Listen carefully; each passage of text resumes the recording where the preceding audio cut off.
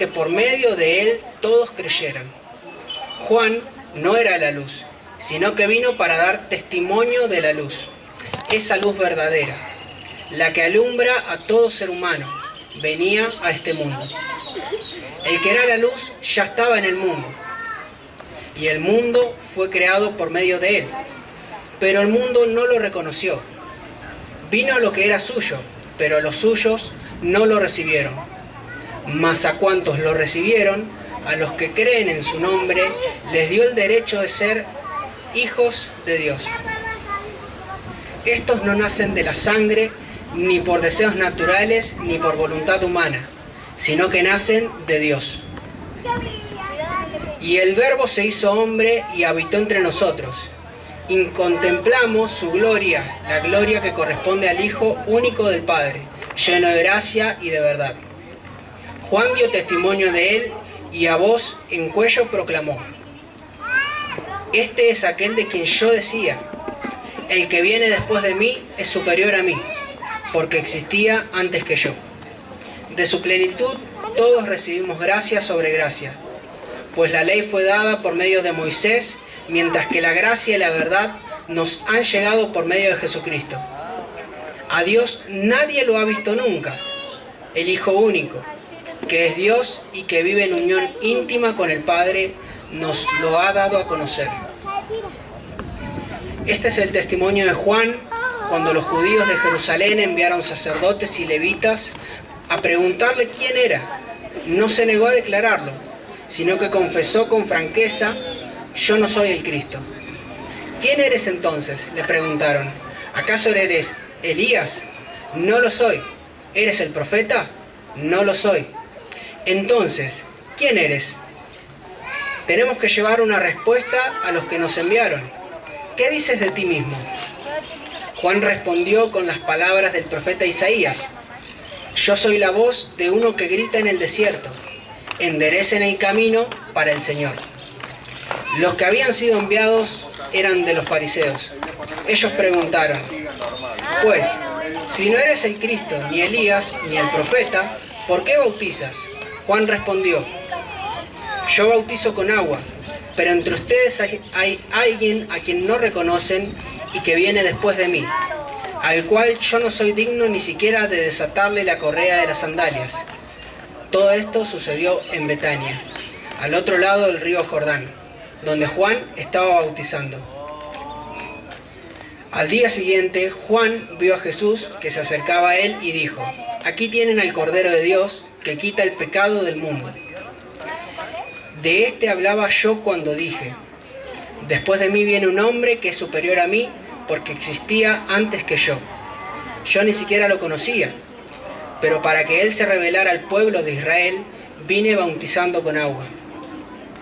Juan declaró: vi al Espíritu descender del cielo como una paloma y permanecer sobre él.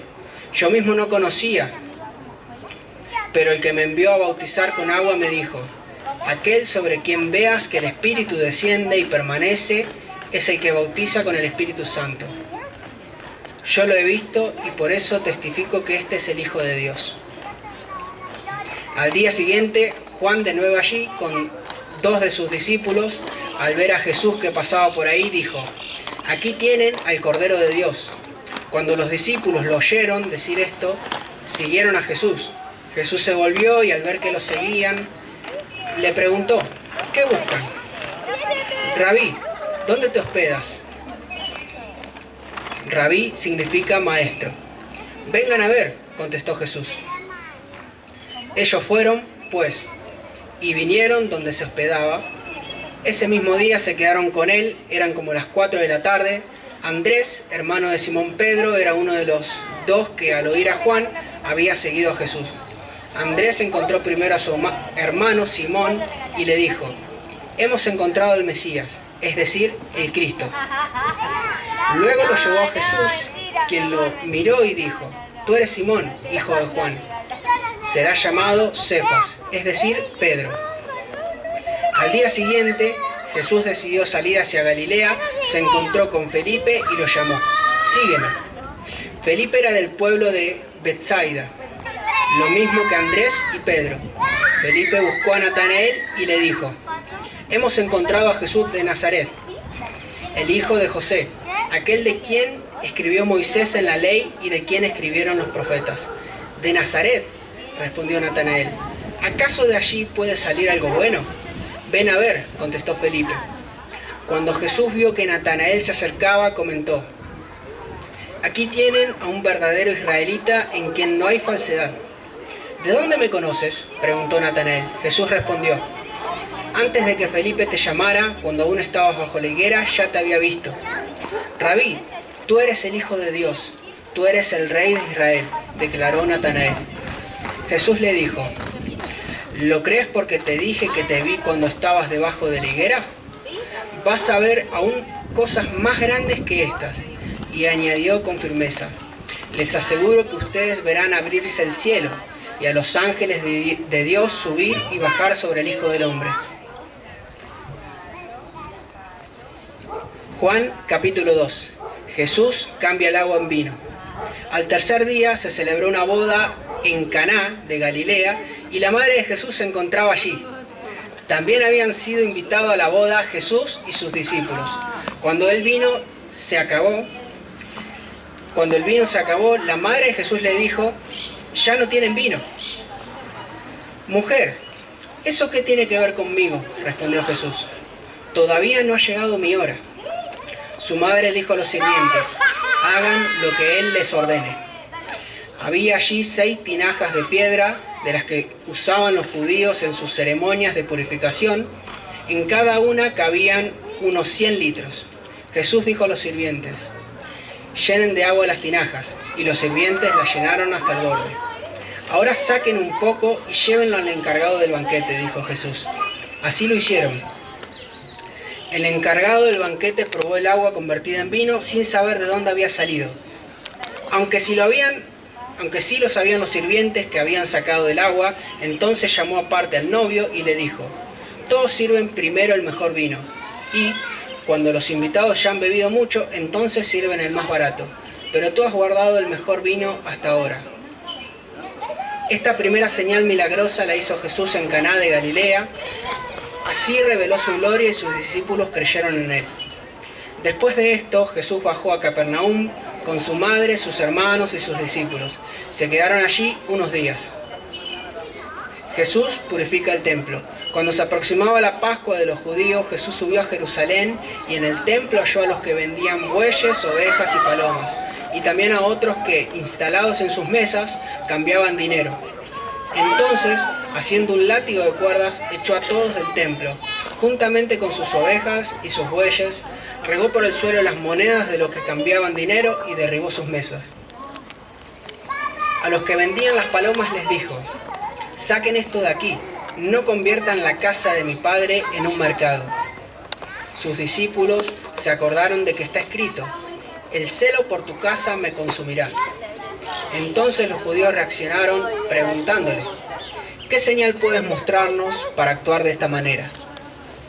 Destruyan este templo, respondió Jesús, y lo levantaré de nuevo en 3 días.